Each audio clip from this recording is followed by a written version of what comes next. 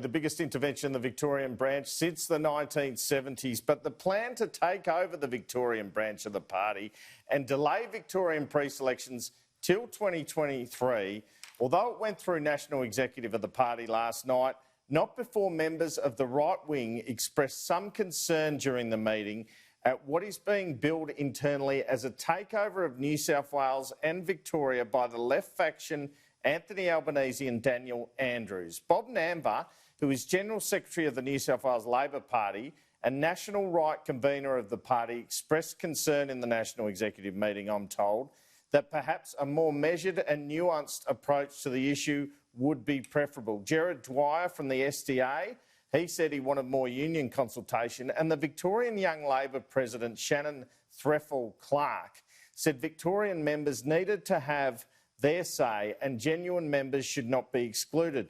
A fair point. Why would you renew your Labor Party membership in Victoria at the moment? You can't vote for 3 years. Yet Steve Bracks at his press conference this morning said this would eventually lead to floods of people joining the party. He also said there needed to be an end to the whatever it takes mantra in the party out of the Somyurek affair. Wonder what Graham Richardson thinks of that. What's not healthy is the pursuit of power when anything goes. And I think there's a cultural issue here which we need to change and have regard to in this review as well. And make sure that we look at the culture which says that, that whatever it takes to get power is what you do. And I think that's got to change as well. And that's important to change because the culture is going to be an important issue going forward as well. And I'm hoping that the review will give pointers to how we can change that culture.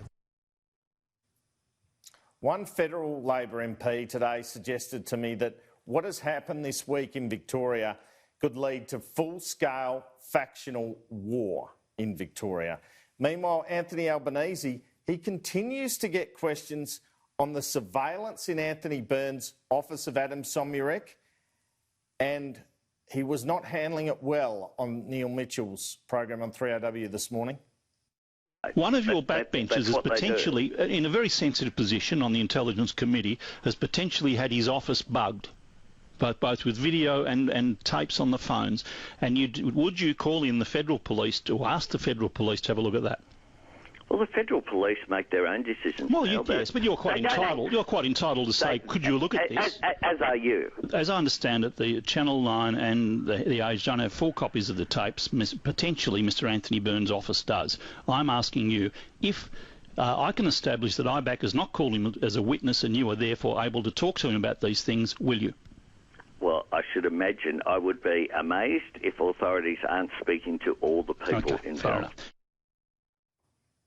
Now, we've been talking about this, Kieran, for 3 days. This situation where a federal MP in his electorate office is secretly videoing and taping someone, and not any federal MP, someone who is the deputy chair of the sensitive Intelligence and Security Committee of the Parliament and subject to all sorts of official secrets. Today, after 3 days, finally we heard from the government on the attack here. You can wager out of this that there'll be a move from the government to get Anthony Byrne off this committee. Let's have a listen to Attorney General Christian Porter in the House just a short time ago on this. First of all, about the surveillance, and then pointing out that in relation to a whole range of issues involving the government, for instance, Angus Taylor and the Clover Moore affair, you had Mark Dreyfus, the Shadow Attorney General, prepared to write letters of referral to federal police to get investigations up, but he's strangely silent on this issue.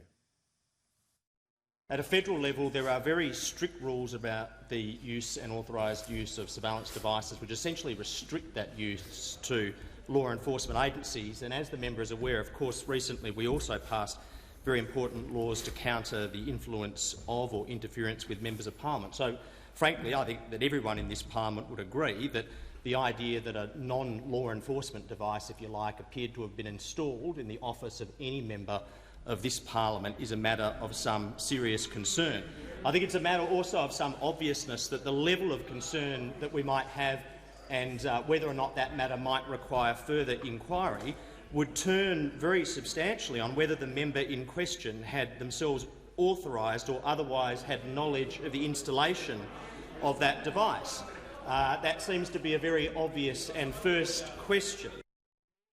The Leader of the Opposition had at his disposal the greatest serial referrer to the AFP of these types of matters in the history of modern politics, the Shadow Attorney-General, the member for Isaacs, who, as to the prolific nature of his referring ability, this is the only one he doesn't seem to want to refer, which is quite strange.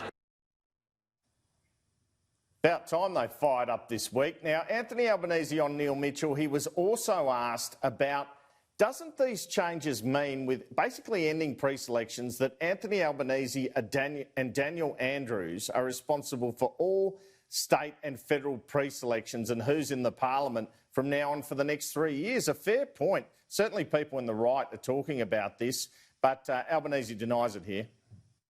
What we will do is be consultative in terms of the whole of the national executive. It's not.